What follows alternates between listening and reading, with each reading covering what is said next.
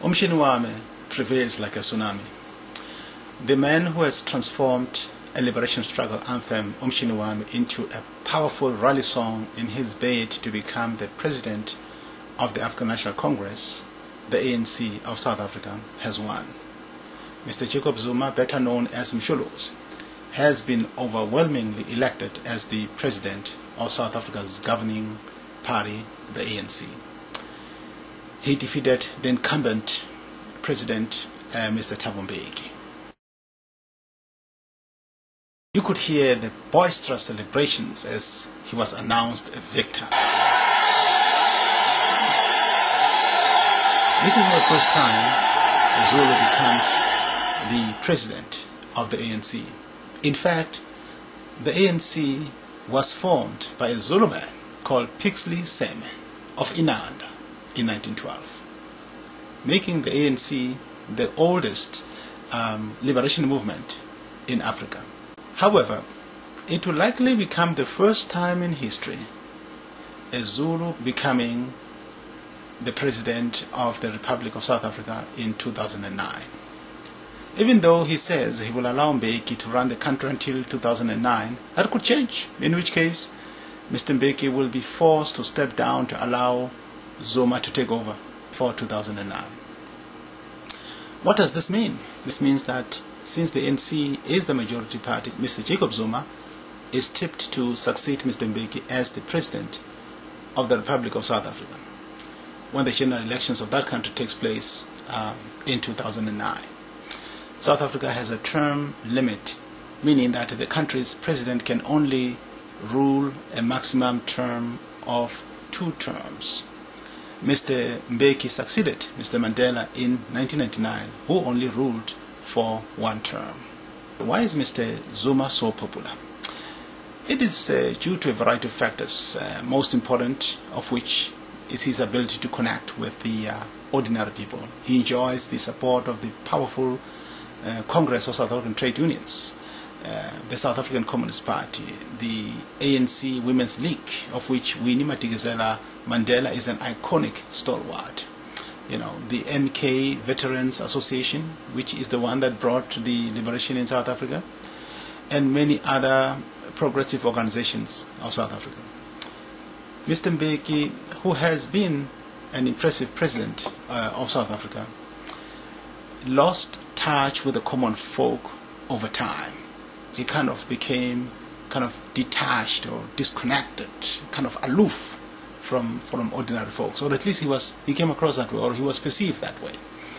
So so this is one of the reasons why Mr. Zuma, who is of course in touch with common folks, that he became so popular. Moreover, Mr. Zuma is a guy that has always used part of his paycheck to contribute to poor families in the villages in KwaZulu-Natal. So so he has always been, he's really lover of the people. He loves people. That's basically what he does. I think also another reason that Mr. Zuma became so popular is because Mr. Mbeki started running a negative campaign against Mr. Zuma, and I think that negative campaign backfired. So he also got a lot of sympathetic vote on account of that. In other words, Mr. Zuma is like a hot rod, and if you touch him the wrong way, you fall by the wayside. Now, the challenge, of course, of Mr. Zuma is to unite his supporters along with Mr. Mbeki's supporters to prepare the ANC for the 2009 general elections, in which, of course, the ANC is expected to win another majority. Mr. Zuma's challenge also is to deliver in terms of jobs for ordinary people, fighting crime, and also opening up the mainstay of the economy for ordinary people. You see, he must not rule like a clique, but a people's person, the same way that he has run the campaign. If he just sticks to the same game plan, then of course he will always be in touch with the people. And talking, of course, about the economy of South Africa. South Africa has one of the biggest economies, actually. Just to give you an idea here, of course, we know that the biggest economy in the world is the United States. which is around what, $12 trillion or more. So Canada's GDP is around $1 trillion, or let's say about what, 10% or 12% of the US GDP. South Africa's economy is almost half of Canada's GDP. So that's how strong the economy of South Africa is. In fact, the economy of South Africa is bigger than many European countries. So, for example, countries like Sweden, Austria, Portugal, just Belgium, just name a few countries, their economy is smaller compared to the economy of South Africa. Switzerland, for example, the economy is smaller than South African economy. So now the question, of course, is, having such a big economy, then why are majority of South Africans living in poverty? And of course, that's because of the legacy of apartheid. One of the things that we need to understand about apartheid is that apartheid actually was a system of economic control.